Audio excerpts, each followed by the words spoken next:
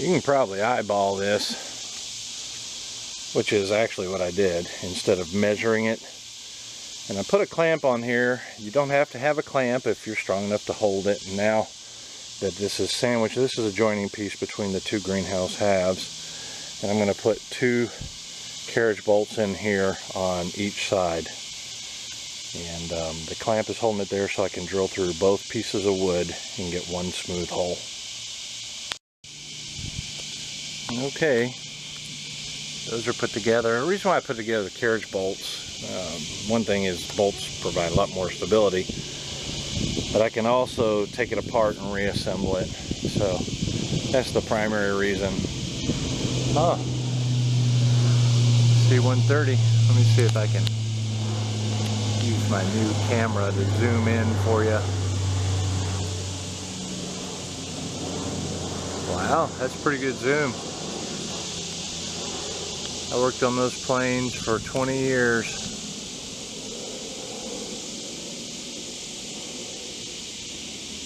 Alright, bringing you back to earth here.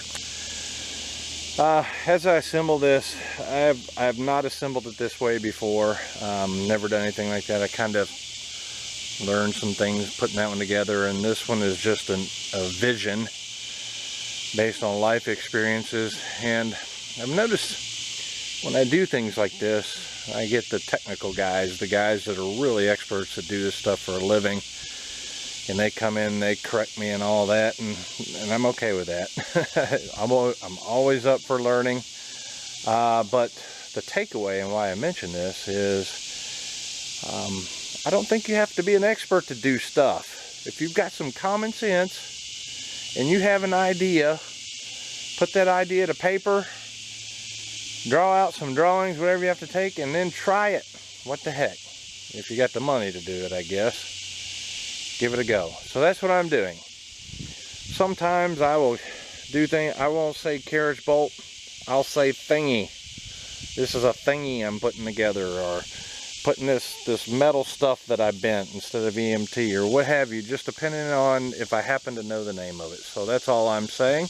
You experts out there, please feel free to correct me, and it'll help me learn. And for those of you that don't know stuff like I don't know stuff, give stuff a try. Why not? It's getting later in the evening. It's going to be dark before too much longer.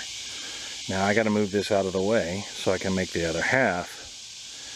But before I do that, I want it stable. I don't want to rip out the work I've already done. So I've got to put the side on. Now from the bottom, I took a tape measure, put it on the bottom here, and I came up to the topmost part that did not have any bend in it from the side. I wasn't quite okay with 44. It was coming into the bend just a little bit. So I dropped it back down to 43, and I marked all 4 of the ribs. Then I drilled a hole through the rib. Gotta love them 130s. Fighting for our country, keeping you able to express yourself as you want. Love it. Love my DOD military folks, men and women, brave, the warriors, tip of the spear, all that good stuff. Love you guys. Remember how I marked the top piece on that one over there? I did the same thing on the wall piece. I took it in 1.5 inches from here, and then I measured from the end 48.5 inches, and I made the other mark there. That is going to be the connection for the side. Before I did that, I put the tape measure all up and measured it again. I always do that because I have learned, as they say, I measure twice, cut once, and I am even worse than that. I measure, remeasure, and double and triple check myself all the time, and I still mess up. Anyway, back to what we're doing. We got the marks here. We're going to drill a hole in the top and on each one of these. Okay, it's getting kind of late. I'm not sure how much the camera can pick up, but you can see here that I put the bottom on, and it mirrors the top more or less. This is what I meant by top, the top carriage bolt. Now we're going to drill through both of these and put another one here and here, and then we'll do the same on the other side. And once I have that done, I have that board, the one on the other side, and the top, I feel like I can move it around pretty safely. Once we have one put in and tightened down, we drill the hole all the way through for the second one. There it is. Both sides up here are done and secured with 2 bolts on each rib. I've decided to cut these 30-inch footings in half to 15 inches, and I'll show you why. Okay, I drilled a hole. I set it here, and I drilled it one here, and then all the way through, and then I took and put it on top of here, put the bit in, found the line, and drilled it through. Now I'm going to secure this hole to here.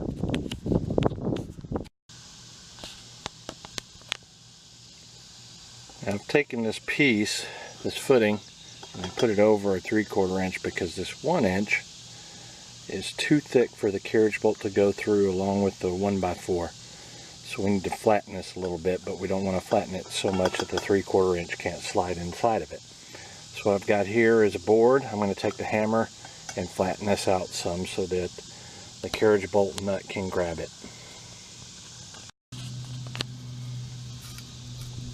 Alright, flattened, and that's what it looks like now. Here you can see why there's not a lot of thread to catch if I left this completely around.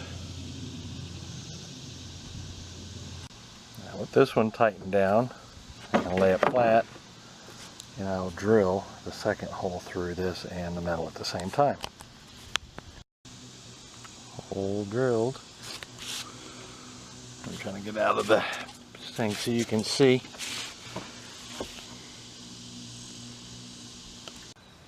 Alright, now we've got the bottom. Let me show you why I did it this way. Here's why I cut these to 15 inches. As you can see down here, this 3/4 inch EMT rib slipped into here and it's setting flat on the ground. Now this is if whenever I deliver it and someone has a hard surface or not a means where I can drive the footing into the ground. Now I'm going to drill through the EMT, the 1 inch EMT that's already affixed with 2 bolts, into the 3/4 inch to secure the bottom, and I'll show you doing that now. Without that top bolt in, this 3/4 inch rib went through the 1 inch and set on top of that bolt, that carriage bolt. Without this one in, it'll slip down to the bottom. Let me see if I can get it to do that. Okay. With that slipped in, now I can drill through all pieces and put this back in, and then this 1 inch assembly is affixed firmly to this piece here, to the ribs. Here's 1/2 of the greenhouse complete. The bottom, the middle, and the top, all bolted together. First half of the greenhouse brought on the deck, and this is where I'll finish the build and complete assembly for the remainder of the project. What I did here was pull up another rib, and then I marked the holes like I showed you before, put it here, and this is where it'll assemble here. These have already been marked, and now I will add it to the existing stable platform, stable greenhouse ribs. Leaned it up. Now I have to put the 2 bolts in there to secure it. Alright, as you can see, I've got the piece. I secured it with 4 bolts there, and I pre-made this up on the table. Then I put it in here, and now I've got a place for the last rib to go, and it'll attach right up there. And there's our entire 4 ribs completely secured together. This concludes part 3 of the greenhouse giveaway greenhouse build.